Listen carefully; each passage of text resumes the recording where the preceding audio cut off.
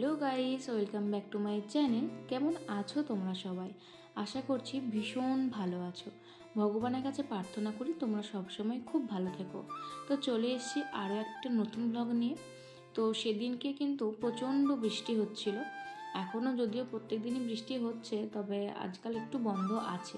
তবে যেদিনকে ভিডিওটা করেছিলাম সেদিনকে প্রচণ্ড বৃষ্টি হচ্ছিল চারিদিকে, মানে মুষলধারে বৃষ্টি, সারাদিন বৃষ্টি হয়েই যাচ্ছে। তো চারিদিকে বন্যাও হয়ে গেছে। তো আমাদের এখানটা খুব ভালো বলে এখানটা অতটা বন্যা টন্যা হয় না খুব একটা।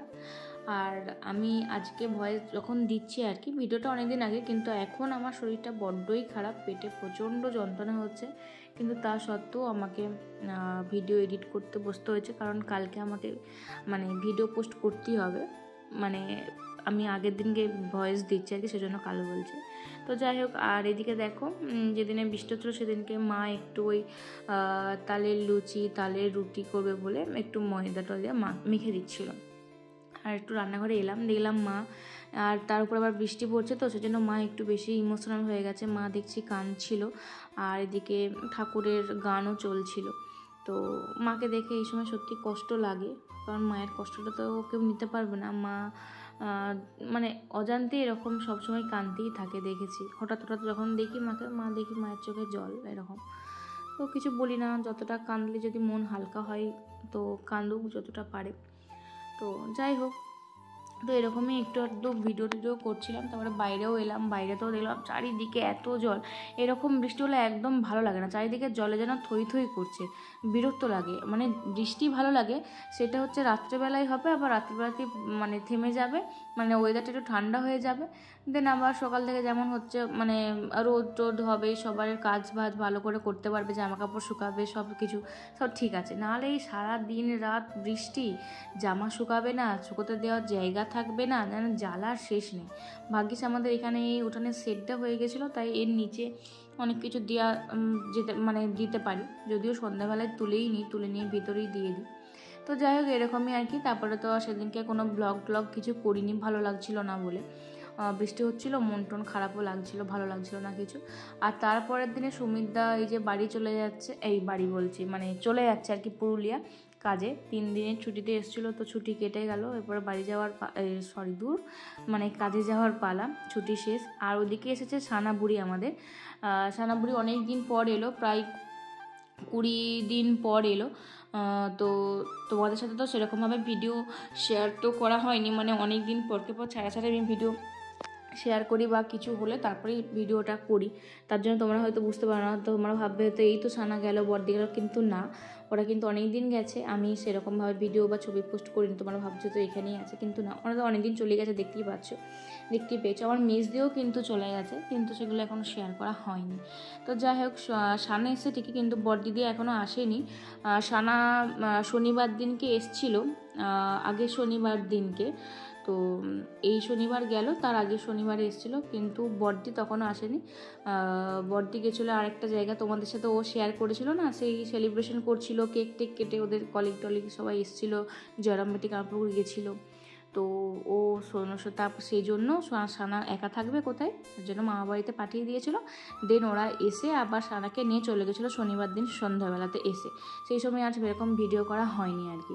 দেন রবিবারে, তারপরে ও শনিবারে ওই শ্বশুর বাড়িতেই থাকবে, দেন রবিবারে বিকেলবেলাতে আসবে, তখন তো সেটা তোমাদের সাথে শেয়ার করবোই। তো এদিকে সানা এখানটাতে এলেও খুব খুশি হয়, সব কিছু চারিদিকটা দেখতে পাই। তো তারপরে এই যে ফুল টুল তুলে মাথায় একটু গুঁজে দিতে হবে, এরকম ব্যাপার। তারপরে এই যে ভাইও বেরিয়ে যাচ্ছে টিউশন, সেই জন্য দাদাও চলে যাচ্ছে আর কি সকাল। মা নাহলে বলেছিল যে ভাত টাত খেয়ে একবারে যাবে, কিন্তু সুমিতা বললো যে না, আমাকে সকালবেলাতেই বেরিয়ে যেতে হবে, নাহলে হবে না। তো সেই কারণে আর কি বেরিয়ে গেল। তো চলো, আজকে সারাদিন কি করছি না করছি সেটা তো তোমার সাথে শেয়ার করবোই, মানে তোমরা দেখতেই পাবে। তোমাদের সাথে আজকে কিছু কথা আমি শেয়ার করব। সেটা হচ্ছে যে অনেকেই ভাবছে, মানে মানুষ না নিজেকে বড় চালাক ভাবে যে কিছুই বুঝি না, মানে কিছু বলি না, মানে সে ভাবে যে আমি কিছু বুঝি না, ওটাই আমার উইক পয়েন্ট, মানে ধরে নেয় যে ও কিছু বলছে না, মানে কিছু বুঝছে না, মানে বলেই যায় এরকম ব্যাপার। কিন্তু একটা লিমিট থাকে, সেই লিমিটটা ক্রস করে গেলে কিন্তু একটু শুনতেও হয় মানুষকে। তো যাই হোক, এদিকে কিন্তু সেদিনকে ছিল ওই যে শাকের আড়ান, সেজন্য এখানে শাক টাকের পুজো টুজো হয় সব রকম শাক টাক দিয়ে। তো যাই হোক, যেটা বলছিলাম আর কি, আমি না কখনো কিছু পাবার আশায় কাউকে কোনো জিনিস দিই না, যে আমি এটা দিচ্ছি বলে আমাকে এটা পেতে হবে, মানে আমি এটা দিয়েছি বলে আমাকে ওটা চাই। আমি না এই আশায় কখনো কাজ করিনি বা কাউকে কখনো দিইনি, এই মানসিকতা নিয়ে আর কি। তো আমার এরকম মেন্টালিটিটা একদমই নয়। তো অনেকেই ভাবে যে ফেসবুকে আমি কাজ করছি, আমার এটা কিন্তু আমি ভালোবেসে কাজ করছি। আমার এই 13K ফলোয়ার্সটা এমনি এমনি হয়ে যায়নি, মানুষ আমাকে ভালোবেসেছে বলেই 13K ফলোয়ার্স হয়েছে, মানে এটা আমি অর্জন করেছি, তাদের ভালোবাসাটা আমি অর্জন করেছি। আমার ভিডিও তাদের ভালো লাগে, তার জন্যই আমি এটা এত দূর আসতে পেরেছি, এগিয়ে আসতে পেরেছি। আমার পেজ একটা প্রোফাইল একটা হ্যাক হয়ে যাওয়ার পরেও আমি এই জায়গায় এসেছি, এত মানুষের ভালোবাসা পেয়েছি, কিছুর বিনিময়ে নয়, আমি এটাকে অর্জন করে নিয়েছি। তো মানে এটা কেন বলছি তোমরা হয়তো হঠাৎ করে ভাবতে পারো, কারণ কালকে একটা ছোট্ট বিষয় নিয়ে একটা অনেক বড় ইস্যু হয়ে যায় ফেসবুকেতে। তোমাদের হয়তো অনেকেরই চোখে পড়েছে বা অনেকেরই চোখে পড়েনি। পুরো বিষয়টা বলি, গতকাল একজনের পোস্টে আমি একটা লাইক দিই, রিয়াক্টকে একটা লাইক দিই, আর কমেন্টে অনেকের দেখবে যখন কমেন্ট করি না, তখন দেখবে 4-5টা কিবোর্ডে কমেন্ট উঠে আসে। সেখানে আমারও একটা কমেন্ট উঠে এসেছিলো, ও মাই গুডনেস। ওখানে কিন্তু ওই কমেন্টটা চলতো আর একটা হাসির ইমোজি উঠেছিল। তো ওইখানে ওই কমেন্টটা আমি করে বেরিয়ে এসেছিলাম। এখন তো সবাই ফেসবুকে কাজ করছে, তাই কখন কোন কমেন্টটা করছি, কাকে কোন রিয়াক্ট দিচ্ছি, এগুলো কিন্তু অতটা ভাবার মানে মানে সবসময় সময় হয় না, বা মানে 10 বার ধরে দেখবো কি কমেন্ট করলাম, এটা কিন্তু হয় না, সঙ্গে সঙ্গে করেই কিন্তু আমরা সবাই চলে আসি। আর আমার এটুকু জ্ঞান আছে কাকে হাহা রিয়াক্ট দিতে হবে বা কোন পোস্টে হাহা রিয়াক্ট দেওয়া চলে, হাহা কমেন্ট করা চলে, আমার এইটুকু জ্ঞান আছে। তো ওখান থেকে আমি যথারীতি বেরিয়ে চলে এসেছিলাম গতকালে। আজকে আমি একটা সকালে পোস্ট, আমিও কাল সন্ধ্যাবেলাতে মানে গুড নাইটে দিদির পকোড়া ভাজা নিয়ে একটা পোস্ট করেছিলাম। তো সেইখানেতে সেই মহিলা তো আমাকে কমেন্টে এসছিল একটা অন্য প্রোফাইল থেকে, অনেক কিছু একটা বড় রচনা লেখার মতন দেখছি লেখা আছে। তো সেখানেতে অন্য একটা ফেক আইডি থেকে লেখা আছে, সে নিজেও অথচ নিচে লিখে দিয়েছে যে আমি মেন প্রোফাইল থেকে করিনি, কারণ মেন প্রোফাইল থেকে করলে নাকি সবাই দেখে ফেলতো, সেই কারণে করিনি, তাই এই প্রোফাইল থেকে করলাম। কি করেছে যে আগের দিনকে আমি যে পোস্টটা করেছিলাম সেখানে যে তুই হাহা যে কমেন্টটা করেছিলি, রিয়াক্টটা দিয়েছিলি, আমি আবারও বলছি আমি হাহা রিয়াক্ট দিইনি, আমি কমেন্ট করেছিলাম ও মাই গুডনেসের সাথে একটা হাহা ইমোজি। তো সেটা আমার খুব খারাপ লেগেছে, তোদের কাছ থেকে এটা আশা করিনি। তোরা যদি লোকের পোস্টে ভালো কমেন্ট না করিস তাহলে তোরা স্টার পাবি কি করে? তোরা তো স্টার পাবি না, ভালো কমেন্ট করলে তবেই স্টার পাবি।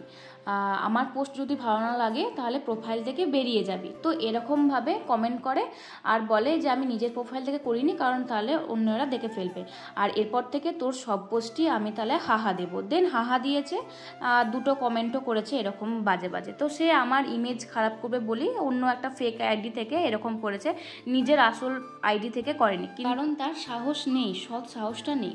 তো আমি তাকে বলছি যে তার যদি খারাপ লেগেই থাকতো আমি মানছি, খারাপ লাগতেই পারে। সে যদি আমাকে ছোটোবেলা থেকে চিনতো জানতো, তার সাথে আমার একটা পরিচয় আছে, তাকে তো আমি দিদি বলে মানি, আমি সম্মানও করি। তো কিন্তু সেই সম্মানটা সেই সম্মানের জায়গায় রাখিনি, আমার বড্ড খারাপ লেগেছে।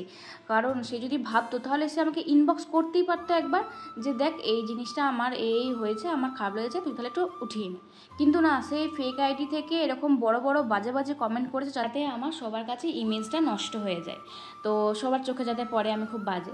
তো যাই হোক, বিশ্বাস করো আমার কোথাও খারাপ লাগতো না যদি ওই স্টারের ব্যাপারটা না বলতো। ভালো কমেন্ট করলে তবেই স্টার পাবি, নাহলে তোকে কেউ স্টার দেবে না, এই হেন তেন ব্যাপারগুলো।